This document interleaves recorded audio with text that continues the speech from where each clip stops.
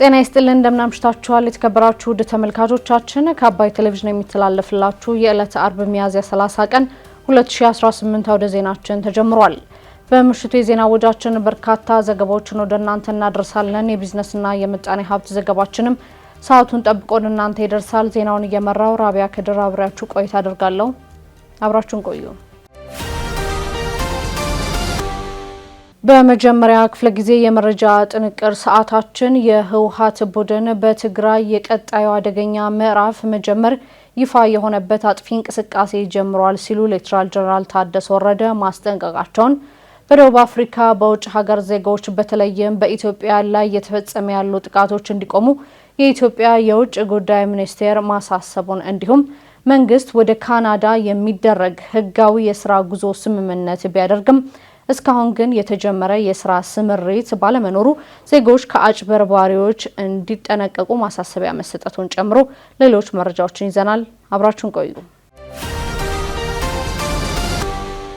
እችላለሁ በሚል መሪ ቃል የአደይና ዛሃራ የቁጠባ ሂሳቦችን በመክፈት ከ500 ብር ጀምሮ ስትቆጥቢ የተለያዩ የባንካችን የዲጂታል አማራጮችን በመጠቀም ግብይት ስትፈጽሚ የ25 BYD ሲገል መኪና ሽልማት እጩ የሚያደርጉሽ የዕጣ ቁጥሮች ይደርሱሻል። የህወሓት ቡድን በትግራይ የቀጣዩ አደገኛ ምዕራፍ መጀመር ይፋ የሆነበትን አጥፊ እንቅስቃሴ ጀምሯል ሲሉ ሌተናል ጄኔራል ታደሰ ወረደ አስጠነቀቁ። የትግራይ ጊዜያዊ አስተዳደር ፕሬዝዳንት ሌተናል ጄኔራል ታደሰ ወረደ ዛሬ ሚያዝያ 30 ቀን በጽህፈት ቤታቸው በኩል ባወጡት አጭር መግለጫ ተመርጠናል የሚሉ አካላት በክልሉ ቀውስ ሊፈጥሩ እየተንቀሳቀሱ ነው ብለዋል። በክልሉ ከቅርብ ጊዜ ወዲህ እያደገ የመጣውን የተሳሳተ ስሌት የወለደው አደገኛ አካሄድ ብዙ ቀውስ እንደሚያስከትል በተከታታይ ሲገለጽ ቆይቷል ሲሉም ገልጸዋል። ከዛም ባለፈ ይህ የተሳሳተ ያሉትን አካሄድ በክልሉ ህዝብ ላይ ሊያደርስ የሚችለውን ቀውስና አደጋ ግምት ውስጥ በማስገባት አደጋው በልኩ ተረርቶ ምክክርና መግባባት እንዲደረግበትም በተደጋጋሚ ጥሪ መቅረቡን አንስተዋል። ሆኖም ተመርጫለሁ ብሎ በቅርቡ ያወጀው አካል ጥሪውን ችላ በማለት ዛሬ ሚያዝያ 30 ቀን 2018 በታጣቂዎች ጥበቃ ተደርጎለት በትግራይ ጊዜያዊ አስተዳደር የካቢኔ መሰብሰቢያ አዳራሽ ውስጥ የካቢኔ ስብሰባ ጀምሬያለሁ ብሎ በምስል የተደገፈ መረጃ ይፋ አድርጓለን ብለዋል። ሌተናል ጄኔራሉ ይህንን ድርጊት የቀጣዩ አደገኛ ምዕራፍ መጀመር ይፋ የሆነበት አጥፊ እንቅስቃሴ ነው ሲሉም ገልጸውታል። ስለሆነም ይህ ህገወጥ ተግባር ተከትሎ በህዝቡ ላይ ለሚደርስ ሁሉን አቀፍ ጥፋትና አደጋ ተጠያቂው ራሱ በጉልበት የአስተዳደሩን ስልጣን ለመያዝ እየሞከረ ያለው አካል ነው በማለትም በአጽንኦት አሳስበዋል። የህወሓት ቡድን በምርጫ ቦርድ ህገወጥ የተባለውና በፌዴራሉ መንግስት እውቅና ያልተሰጠውን ምክር ቤት ከ5 ዓመት በኋላ ዳግም መልሻለሁ ማለቱም ይታወቃል። ይህንን ውሳኔ ተከትሎ ቡድኑ ዶክተር ደብረጽዮን ገብረ ሚካኤል የትግራይ ክልል ፕሬዝዳንት አድርጌያለሁ የሚል ውሳኔም አሳልፏል። በዚህም የትግራይ ተወላጅ የሆኑ ፖለቲከኞች፣ ልሂቃን፣ የማህበረሰብ አንቂዎች፣ ጋዜጠኞች እንዲሁም የፖለቲካ ድርጅቶች ተቃውሟቸውን እየገለጹ ይገኛሉ። በደቡብ አፍሪካ የውጭ ሀገር ዜጎች በተለይም በኢትዮጵያ ላይ እየተፈጸሙ ያሉ ጥቃቶች እንዲቆሙ የኢትዮጵያ የውጭ ጉዳይ ሚኒስቴር አሳሰበ። ሰሞኑን በደቡብ አፍሪካ በውጭ ሀገር ዜጎች በተለይም በኢትዮጵያ ላይ እየተፈጸሙ ያሉ ጥቃቶች፣ ግድያዎች፣ የንብረት ዘረፋ እንዲቆሙ ሲል የኢፌድሪ የውጭ ጉዳይ ሚኒስቴር አሳስቧል። የኢፌድሪ የውጭ ጉዳይ ሚኒስትር ዴኤታ አምባሳደር ብርሃኑ ጸጋዬ በደቡብ አፍሪካ የተለያዩ አካባቢዎች በሚኖሩ ኢትዮጵያውያንና የሌሎች ሀገራት ዜጎች ላይ በቅርብ ጊዜ እየደረሱ ባሉ ችግሮች ዙሪያ ከኢትዮጵያ የደቡብ አፍሪካ ሪፐብሊክ አምባሳደር ወይዘሮ ኖንሴ ባሎሲ ጋር ተወያይተዋል። በውይይታቸው ሚኒስትር ዴኤታዋ በውጭ ሀገራት ዜጎች በተለይም በኢትዮጵያ ላይ የተፈጸሙ ያሉ ጥቃቶች እንዲቆሙ መስራት እንደሚገባም በአጽንኦት ተናግረዋል። አምባሳደር ብርሃኑ ጸጋዬ አክለውን በደቡብ አፍሪካ የሚኖሩ ኢትዮጵያን ደህንነትና ጥበቃን ማረጋገጥ አስፈላጊ መሆኑን አስገንዝበዋል። አምባሳደር ኖንሲ ባሎሲ በበኩላቸው የደቡብ አፍሪካ መንግስት በኢትዮጵያና በሌሎች ሀገራት ዜጎች ላይ እየደረሱ ያሉ ጥቃቶችን አጥብቆ ማውገዙን ገልጸው መንግስታቸው ኢትዮጵያንን ጨምሮ የሁሉም ሀገራት ዜጎች ደህንነትና መብቶችን ለማስጠበቅ ያለውን ቁርጠኝነትም አረጋግጠዋል። አምባሳደሯ አክለውም የሚመለከታቸው የደቡብ አፍሪካ ባለስልጣናት በጉዳዩ ላይ አጠቃላይ ምርመራ እያደረጉ መሆኑን ገልጸው የምርመራ ውጤቱን በተመለከተም ሂደቱ ሲጠናቀቅ ለኢትዮጵያ መንግስት የሚገለጽ መሆኑንም ጠቅሰዋል። በውይይቱ የሁለቱ ሀገራት ተቋማት የኢትዮጵያን ደህንነትን ከማረጋገጥና መሰል ጥሰቶችን ከመግታት አንጻር በጋራ ሊሰሩ እንደሚገባ መግባባት ላይ መድረሱም ተጠቁሟል። በተያያዘ ዜና በደቡብ አፍሪካ ኦፕሬሽን ዱዱላ ወይም ዘመቻ ዱዱላ በመባል የሚታወቀው የደቡብ አፍሪካ ብሔርተኛና ጸረ ስደተኛ ቡድን በቅርቡ ስደተኛ ህጻናትና አዳጊዎች ላይ ያነጣጠረ ዘመቻ መክፈቱም ተሰምቷል። አስተያየታቸውን ለዶቼ ቬለ የሰጡት በደቡብ አፍሪካ ነዋሪ የሆኑ አቶ ኮስሞስ ገብረ ሚካኤል ሁኔታው እየተባባሰ ነው ያሉ ሲሆን በሆስፒታሎችና በትምህርት ቤቶች የልጆቻችንን ቦታ ወስዳችኋል በሚል የተጀመረው አሁን ከሀገር ውጡልኝ የሚል አንድምታ ላይ ደርሷልን ብለዋል። አቶ ኮስሞስ ለጥቃቱ መባባስ ዋነኛ ምክንያት ደግሞ የደቡብ አፍሪካ መንግስት ዝምታ ነው ብለው እንደሚያምኑም ገልጸዋል። መንግስት ወደ ካናዳ የሚደረግ ህጋዊ የስራ ጉዞ ስምምነት ቢያደርግም እስካሁን ግን የተጀመረ የስራ ስምሪት ባለመኖሩ ዜጎች ከአጭበርባሪዎች እንዲጠነቀቁ ማሳሰቢያ ተሰጠ። በስራና ክህሎት ሚኒስቴር የውጭ ሀገር ስራ ስምሪት የውል ምርመራና ማጽደቅ ዴስክ ኃላፊ አቶ በዛወርቅ ከተማ መንግስት ወደ ካናዳ የሚደረግ ህጋዊ የስራ ጉዞ ስምምነት ቢያደርግም እስካሁን ግን የተጀመረ የስራ ስምሪት አለመኖሩን ተናግረዋል። አቶ በዛወርቅ ከተማ ይህንን ያሉት የስራና ክህሎት ሚኒስቴር ከንጋት ግሎባል ኢኒሼቲቭ ጋር ህጋዊ የውጭ ሀገር የስራ ስምሪትን በተመለከተ ከሚዲያ ባለሙያዎች ጋር ውይይት ባካሄደበት ወቅትም ላይ ነው። በዚህ ወቅት ወደ ካናዳ ለስራ ስምሪት ሰው መላክ ተጀምሯል ወይ ተብሎ ከጋዜጠኞች ለቀረበ ጥያቄ አቶ በዛወርቅ ሲመልሱ ወደ ካናዳ የሚደረግ ህጋዊ የስራ ጉዞ ስምምነት ቢደረግም እስካሁን ግን መንግስት የሚያውቀው ወደ ካናዳ የሚልክ ኤጀንሲ አለመኖሩን ተናግረዋል። ለማህበረሰቡ ግንዛቤ እንዲይዝ የምንፈልገው ስምምነትን የተፈረመው እንጂ የስራ ስምሪት አልተጀመረም። ስምምነት ማለት ኢትዮጵያ ውስጥ ያለው የስራና ክህሎት ሚኒስቴር ካናዳ ላይ ካለ አንድ ካምፓኒ ጋራ የስራ ስምምነት ተስማምተናል። ነገር ግን ማሰማራት ሲጀመር ደግሞ መንግስት በሚዲያ እንገልጻለን በሚዲያ አሁን ስምምነት ፈረምን አለ እንጂ ማሰማራት ጀመርን አልጀመርንም። እዛም የጀመረ ኤጀንሲ የለም። ኤጀንሲ ሲኖርም በሚዲያ እንገልጻለን ነው። ማህበረሰቡ በዚህ ልክ መረዳት ይኖርበታል ነው። አቶ በዛወርቅ አክለውም አንዳንድ አካላት ግን ወደ ካናዳ እንልካለን በማለት የማጭበርበር ስራ እየሰሩ እንደሆነ ጠቁመው ህብረተሰቡ ከእንደዚህ አይነት አጭበርባሪዎች ራሱን እንዲጠብቅ መልእክት አስተላልፈዋል። በህገ ወጥ መንገድ የሚንቀሳቀሱ ኤጀንሲዎች ስርዓት የማስያዝ ስራም እየተሰራ መሆኑን ተናግረዋል። በህገ ወጥ መንገድ ካናዳ እንልካለን፣ ገንዘብ ተቀብለናል። አሁን እኔ ቢሮ ብትሄዱ አንድ ሰው ሁለት ሰው ታገኛላችሁ የተጭበረበረ። መጭበርበር የለበትም ማህበረሰቡ። አልተጀመረም። ካናዳ ሲጀመር ዲክለር ይደረጋል። በዛ ልክ ብንወስድ ነው። በተለይ በህገወጥ መንገድ እንደ አማራጭ ተጠቅመው የሚጓዙ ዜጎችን በሚመለከት ህገወጥ የመጣው ለምንድን ነው?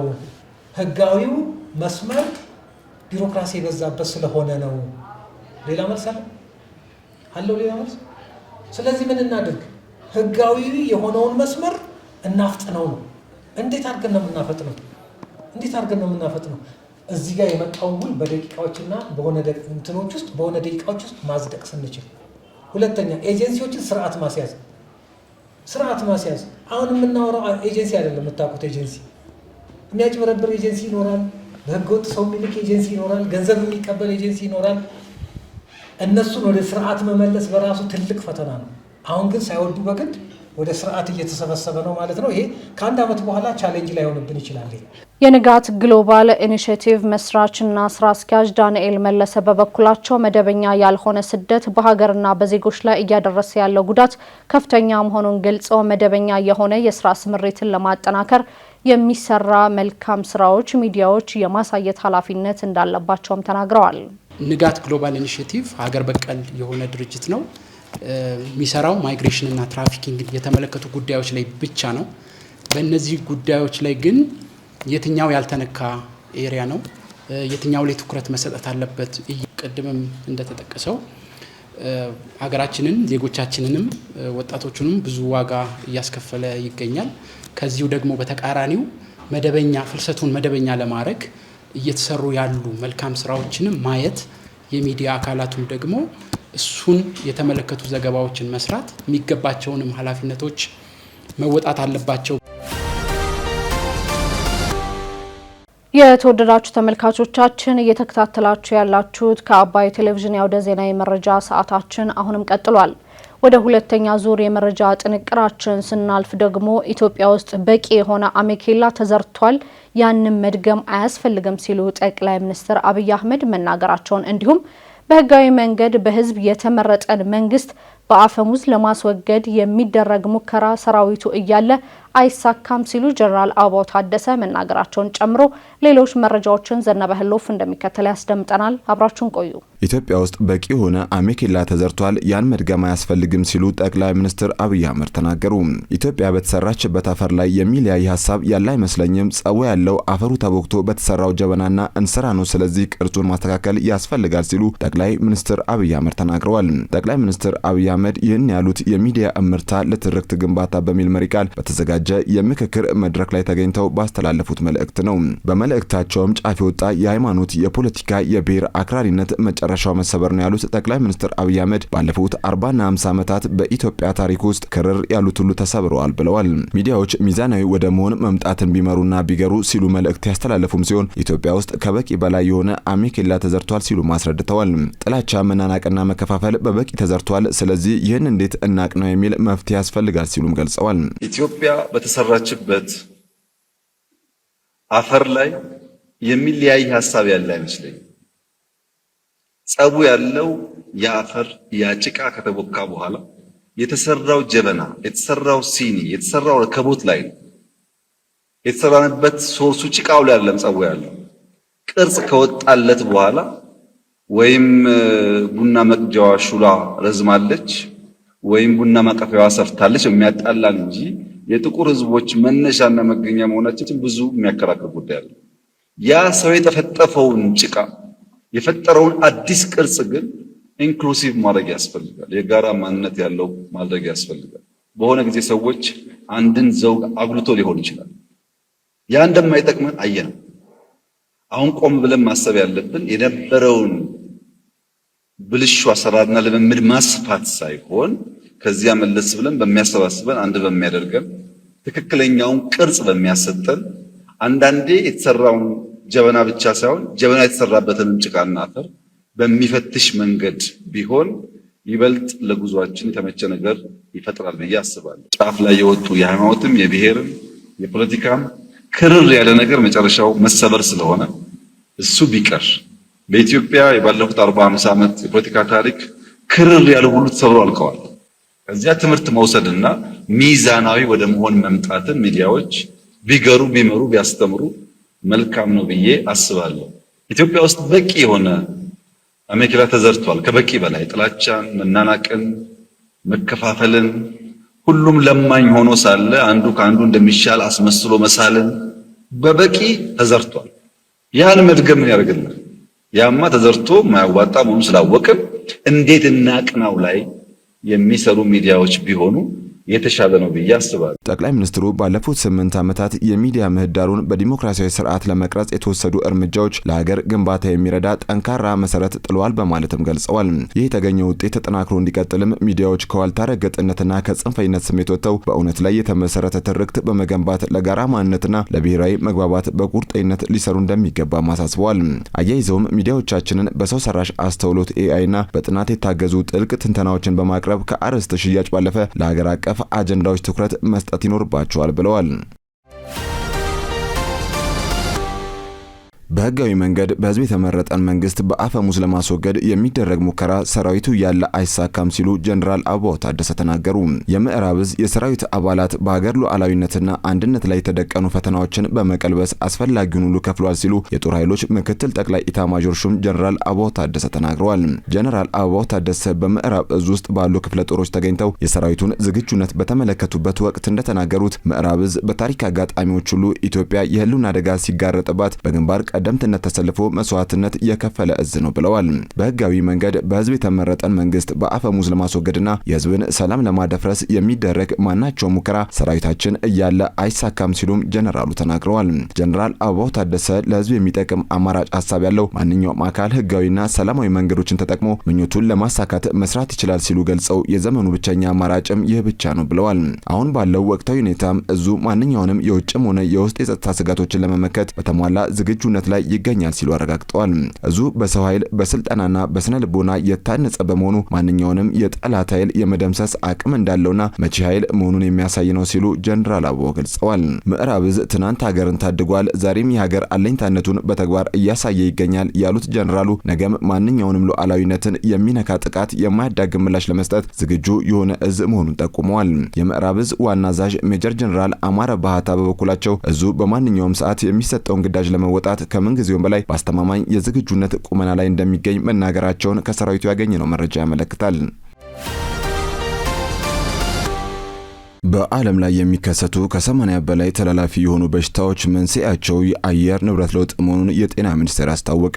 የኢትዮጵያ ሕብረተሰብ ጤና ኢንስቲትዩት ምክትል ዋና ዳይሬክተር ዶክተር ጌታቸው ቶሌራ በሀገር አቀፍ የአየር ንብረት ለውጥ ጤናና የስርዓተ ምግብ የእውቀት ቋት የምስረታ ወርክሾፕ መድረክ ላይ ባደረጉት ንግግር በዓለም ላይ የሚከሰቱ ከ80 በላይ ተላላፊ የሆኑ በሽታዎች መንስኤያቸው የአየር ንብረት ለውጥ መሆኑን ገልጸዋል። ኢትዮጵያ የተራቆቱ የመሬት ገጾችን በደን ለመሸፈን በምታካሄደው የአረንጓዴ አሻራ ፕሮግራምና የምግብ ዋስትናን ለማረጋገጥ በሚከናወኑ የልማት ትሩፋት ስራዎች የአየር ንብረት ለውጡን ጫና በመቋቋም በጤና ላይ የሚያስከትለውን ተጽዕኖ ለመቀነስ ትልቅ እርምጃ እየወሰደች መሆኗም ተገልጿል። ከዚህ ባሻገር የእውቀት ቋቱ ከአየር ንብረት ለውጥ ጋር የተያያዘ የጤና መረጃን በማመንጨት ለውሳኔ ሰጪዎች በማቅረብና በዘርፉ የተጠናከረ ቅንጅት ፈጥሮ ለመስራት ከፍተኛ አስተዋጽኦ እንደሚኖረው የገለጹት ዶክተር ጌታቸው ለአየር ንብረት ለውጥ ቀድሞ ተዘጋጅቶ መጠበቅና ተገቢ ምላሽ መስጠት አስፈላጊ መሆኑን አንስተዋል። በወርክሾፑ ላይ የአፍሪካ በሽታ መከላከልና መቆጣጠር ማዕከል ተወካይ ዶክተር ቺኒዬ ሜሪ በበኩላቸው በዘርፉ የሚደረገውን ጥረት አድንቀው የእውቀት ቋቱ መስረታ ለአየር ንብረት ለውጥ የተሰጠው ተግባራዊ ምላሽ መሆኑን ገልጸዋል። ዶክተር ቺኒዬ ችግሩ በተበታተነ አካሄድ ሊፈታ እንደማይችል ጠቅሰው በአንድ ጤና አሰራር መሰረት የተቀናጀ የብዙ ዘርፎች ትብብር እንደሚያስፈልግ አስገንዝበዋል። ለዚህም አፍሪካ ሲዲሲ ድጋፍ ለማድረግ ቁርጠኛ መሆኑን መግለጹን ከጤና ሚኒስቴር ያገኘነው መረጃ ያመለክታል። በዝርዝር ወደ ያዝነው መረጃ ስናልፍ ኢራን የሆርሙዝ ወሽመጥ ቁጥጥር ቢሮ ማቋቋሟ ሲገለጽ የተባበሩት አረብ ኤምሬቶች ደግሞ መርከቦችን በድብቅ በሆርሙዝ ወሽመጥ ማሳለፏ ተዘገበ። ኢራን በሆርሙዝ ወሽመጥ በኩል የሚደረጉ ጉዞዎችን የሚፈቅድና ክፍያዎችን የሚሰበስብ የመንግስት መስሪያ ቤት ማቋቋሟ ተገልጿል። የተባበሩት አረብ ኤምሬቶች ደግሞ ድፍድፍ ነዳጅ የጫኑ መርከቦችን የአቅጣጫ ጠቋሚን በማጥፋት በኢራን ጥቃት ሳይፈጸምባቸው በሆርሙዝ ወሽመጥ ማለፋቸው ተነግሯል። ዝርዝሩን ዘሩፋይል ሀብታሙ እንደሚከተል ያስደምጠናል። በድጋሚ አብራችሁን ቆዩ። ኢራን የሆርሙዝ ወሽመጥ ቁጥጥር ቢሮ ማቋቋሟ ሲገለጽ የተባበሩት አረብ ኤምሬቶች ደግሞ መርከቦችን በድብቅ በሆርሙዝ ወሽመጥ ማሳለፏ ተዘገበ። ኢራን በወሳኙ የባህር መተላለፊያ ሆርሙዝ በኩል የሚያልፉ መርከቦችን የምትቆጣጠርበትና ታክስ የምታስከፍልበትን የመንግስት መስሪያ ቤት ማቋቋሟን አንድ የመርከብ ጉዞ መረጃ ኩባንያ አስታውቋል። በአሜሪካና እስራኤል ጥቃት ከተፈጸመባት በኋላ ሆርሙዝን የዘጋችው ኢራን በወሽመጡ ላይ ያላትን ቁጥጥር ህጋዊ ቅርጽ ለማስያዝ የምታደርገውን ጥረት ቀጥላለች። ከዚህ በፊት በመተላለፊያው የሚጓዙ መርከቦችን ታክስ የምታስከፍልበት ረቂቅ ህግ ማዘጋጀቷ ተገልጾ እንደነበር ማይዘነጋም። አሁን ደግሞ በወሽመጡ የሚደረጉ ጉዞዎችን የሚፈቅድና ክፍያዎችን የሚሰበስብ የመንግስት ኤጀንሲ ተቋም መቋቋሙን ሎይድስ ሊስት ኢንተለጀንስ የተሰኘው የመርከብ ጉዞ ዳታ ተቋም ማስታወቁን አሶሺየትድ ፕሬስ ዘግቦታል። የፋርስ ባህረ ሰላጤ ወሽመጥ ባለስልጣን የሚል ስያሜ የተሰጠው ይህ ተቆጣጣሪ መስሪያ ቤት ራሱን በወሽመጡ ለሚደረጉ ጉዞዎች ፍቃድ የመስጠት ብቸኛ ስልጣን ያለው አካል አድርጎ ማቅረቡን ኩባንያው ትላንት ሐሙስ ዕለት ባወጣው መግለጫ ገልጿል። እንደ ኩባንያው ገለጻ የኢራን ባለስልጣናት በወሽመጡ ማለፍ በሚፈልጉ መርከቦች የሚሞላ ማመልከቻን የያዘ የኢሜል መልእክት ማሰራጭቷል። ኢራን የሆርሙዝ ወሽመጥን በመዝጋቷ በባህር መስመሩ ያልፉ የነበሩ የነዳጅ፣ የጋዝ፣ የመዳበሪያና ሌሎች የፔትሮሊየም ምርቶች ጉዞም ተስተጓጉሏል። አሜሪካን በምላሹ ወደ ኢራን ወደቦች የሚደረጉ ጉዞዎችን አግዳለች። በወሽመጡ የተጣለው እገዳ የዓለም ኢኮኖሚ እንዲቃወስም አድርጓል። የአሶሺየትድ ፕሬስ ዘገባ እንደሚያሳየው አዲሱ የኢራን መስሪያ ቤት በአገሪቱ መንግስት በጦርነት ወቅት መርከቦችን ያሳልፍና ክፍያ ይሰበስብ ለነበረበት አሰራር ህጋዊ ቅርጽ የሚሰጥ ነው። ይህ በእንዲህ እንዳለ የተባበሩት አረብ ኤምሬቶች የነዳጅ ምርቷን የሚፈልጉ ገዢዎች ድፍድፍ ነዳጅ የጫኑ መርከቦችን የአቅጣጫ ጠቋሚ በማጥፋት በኢራን ጥቃት ሳይፈጸምባቸው በሆርሙዝ ወሽመጥ ማለፋቸውን የሮይተርስ ዘገባ አመላክቷል። የዜና ወኪሉ የኢንዱስትሪ ምንጮችንና የመርከብ ጉዞ መረጃዎችን ዋቢ በማድረግ ያወጣው ዘገባ እንደሚያሳየው አቡዳቢ ናሽናል ኦይል የተሰኘው ኩባንያ በ4 መርከቦች የተጫነ 6 ሚሊዮን በርሜል ድፍድፍ ነዳጅ አጓጉዟል። መርከቦቹ በኢራን ኃይሎች የመታየት እድላቸውን ለመቀነስ ጉዞ የሚያደርጉት የመርከብ መለያ መረጃ የሚያስተላልፉ መሳሪያዎቻቸውን አጥፍተው እንደሆነም ዘገባው ጠቅሷል። ኢራን በአሜሪካ ማዕቀብ የተጣለበትን ነዳጇን ለማጓጓዝ የምትጠቀመው ይህንኑም ዘዴ ነው። የኢራን ጦርነት ከተጀመረ ወዲህ የኤምሬቶች ነዳጅ አምራች ኩባንያ በአንድ ቀን ወደ ውጭ የሚለከውን ምርት ብዛት ከ1 ሚሊዮን በርሜል በላይ ቀንሷል። በአሜሪካና እስራኤል የተከፈተባትን ጥቃት ተከትሎ ሆርሙዝን የዘጋችው ኢራን በወሽመጡ ለማለፍ የሚሞክሩ መርከቦች ላይ ጥቃት እንደምትፈጽም ዝታለች። የአሜሪካ ውጭ ጉዳይ ሚኒስትር ማርኮ ሩቢዮ በበኩላቸው ኢራን ለቀረበላት የሰላም ሐሳብ ዛሬ አርብ ምላሽ ትሰጣለች ብላ አሜሪካ እየጠበቀች መሆኗንም ተናግረዋል። ሚኒስትሩ ጣሊያን ውስጥ ለጋዜጠኞች እንደተናገሩት ምላሻቸውን ዛሬ የሆነ ሰዓት እንሰማለን ብለን እንጠብቃለን፣ ምላሻቸውም የምር እንደሚሆን ተስፋ አድርጋለሁ ብለዋል። የኢራን ውጭ ጉዳይ ሚኒስትር አባስ አራጋቺ ትላንት ሐሙስ እንደተናገሩት ሀገራቸው በአሜሪካ በኩል የቀረበውን የሰላም ሐሳብ እየመረመረች መሆኗንም ተናግረውም ነበር። አሜሪካ በኢራን ሚሳኤሎች፣ ድሮኖችና ፈጣን ጀልባዎች ጥቃት እንደተፈጸመባት ስትከስ ኢራን ደግሞ እርምጃ የወሰደችው አሜሪካ በሆርሙዝ ወሽመጥ በኢራን ነዳጅ ጫኝና በሌላ መርከብ ላይ ለፈጸመችው ጥቃት አጸፋ መሆኑን ገልጻለች። ይህንን ተከትሎም አራጋቺ በኤክስ ገጻቸው ላይ ባሰፈሩት ጽሑፍ አሜሪካ የዲፕሎማሲ መፍትሄ ጠረጴዛ ላይ ሲቀርብ ፊቷን ወደ ሞኝ ወታደራዊ ጀብድነት ታዞራለች ሲሉም ከሰዋል። አሜሪካ ለፈጸመችው ጥቃት ምክንያቱ ጫና ለመፍጠር የተደረገ ጭፍን ዘዴ ወይም የአሜሪካ ፕሬዝዳንትን ከማይወጡት አዘቅት ለመክተት የታለመ አሳታች ያሻጥሮች ተግባር እንደሆነም ተናግረዋል። ውጤቱም እንደ ከዚህ ቀደሙ ተመሳሳይ እንደሚሆን ያመላከቱት የውጭ ጉዳይ ሚኒስትሩ ኢራናውያን ፈጽሞ የሚንበረከኩ ባለመሆናቸው ሁልጊዜም ዲፕሎማሲ እንዳይሳካ ምክንያት ይሆናሉ ብለዋል። የተወደዳችሁ ተመልካቾቻችን የአውደ ዜና የመረጃ ሰዓታችን አሁንም እንደቀጠለ ነው። አሁን ደግሞ የቢዝነስና ምጣኔ ሀብት ጉዳዮች ወደ እናንተ የሚደርሱበት ሰዓት ላይ ደርሰናል። መረጃዎቹን ሀና ፍስሐ ይዛለች። በድጋሚ ተከታትለን እንገናኝ። አብራችሁን ቆዩ።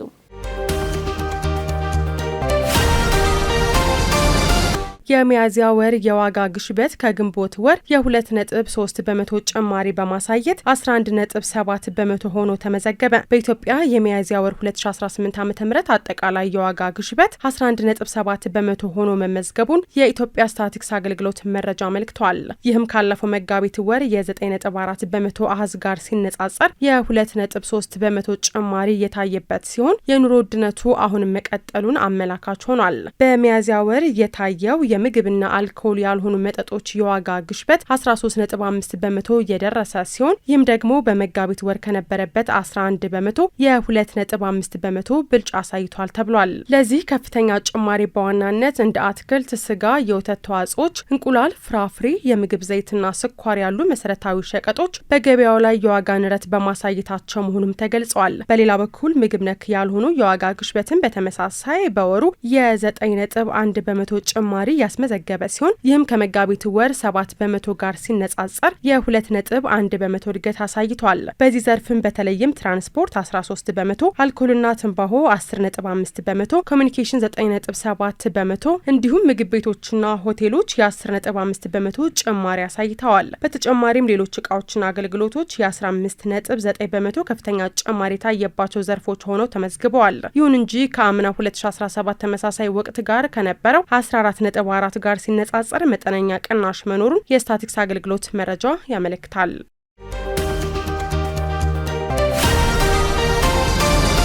በ6 ቀናት ውስጥ ከ572 ሚሊዮን ብር በላይ ግምታዊ ዋጋ ያላቸው የኮንትሮባንድ እቃዎች ከ35 ተጠርጣሪዎች ጋር በቁጥጥር ስር ዋሉ። የጉምሩክ ኮሚሽን ከሚያዝያ 22 እስከ ሚያዝያ 28 ቀን 2018 ዓ.ም አደረኩት ባለው ክትትል 572.3 ሚሊዮን ብር ግምታዊ ዋጋ ያላቸው የኮንትሮባንድ እቃዎች በተለያዩ ቅርንጫፍ ጽህፈት ቤቶች መያዛቸውን አስታውቋል። ከ572.3 ሚሊዮን ብር ግምታዊ ዋጋ ያላቸው የኮንትሮባንድ እቃዎች ውስጥ 551.7 ሚሊዮን ብር የገቢና 20.6 ሚሊዮን ብር የውጭ የኮንትሮባንድ እቃዎች መሆናቸው ተገልጿል። በቁጥጥር ስር ከዋሉት የኮንትሮባንድ እቃዎች መካከልም አዳዲስና ልባሽ ጨርቆች፣ ኤሌክትሮኒክስ፣ የግንባታ እቃዎች፣ ቡና፣ ጥራጥሬ፣ የተሽከርካሪ መለዋወጫ፣ የመዋቢያ እቃዎች፣ ጫት፣ አደንዛዥ እጾች፣ መድኃኒት፣ ማዕድናት፣ የቁም እንስሳትና የውጭ ሀገር ገንዘቦች እንደሚገኙበት ተመላክቷል። በተጠቀሰው የጊዜ ገደብ የገቢና የውጭ ኮንትሮባንድ ዝውውርን በመቆጣጠር ጅጅጋ፣ አዋሽ፣ ድሬዳዋ ጉምሩክ ቅርንጫፍ ጽህፈት ቤቶች ቀዳሚውን ስፍራ ሲይዙ በቅደም ተከተላቸው 128 ሚሊዮን፣ 118 ሚሊዮን እና 116 ሚሊዮን ብር ግምታዊ ዋጋ ያላቸው የኮንትሮባንድ እቃዎችን መያዝ መቻላቸውን የተገለጸው የኮንትሮባንድ እቃዎቹ በጉምሩክ ኮሚሽን ሰራተኞች፣ በፌዴራል ፖሊስ፣ በክልል ፖሊስ አባላትና ህብረተሰቡ ባደረጉት የጋራ ጥረት በፍተሻ በጥቆማና በብርበራ የተያዙ ሲሆን የኮንትሮባንድ እቃዎቹን ሲያዘዋውሩ የተገኙ 35 ተጠርጣሪዎችና 4 ተሽከርካሪዎችን በቁጥጥር ስር መዋላቸውን ከኮሚሽኑ ያገኘነው መረጃ ያመለክታል። የጉምሩክ ኮሚሽን የኮንትሮባንድና ህገወጥ ንግድ አፈጻጸም ስልቱ ተለዋዋጭ በመሆኑ ድርጊቱን ለመግታትና በሀገር ኢኮኖሚ የሚያሳድረውን ተጽዕኖ ለመከላከል ኮሚሽኑ ብቻ የሚያደርገው እንቅስቃሴ በቂ ባለመሆኑ ሁሉም ባለድርሻ አካላትና ህብረተሰቡ የበኩሉን ድርሻ እንዲወጣ ጥሪውን አቅርቧል።